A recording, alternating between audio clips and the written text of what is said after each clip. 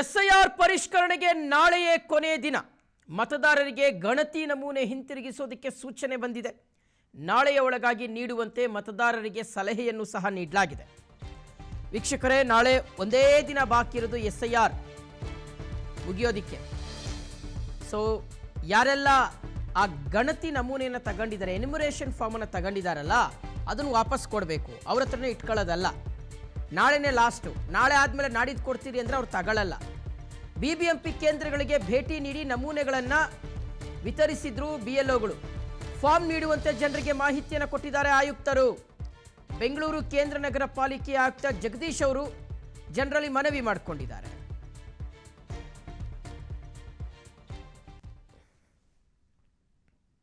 ಮಾತಾಡ್ತಾ ಇದ್ದೀನಿ.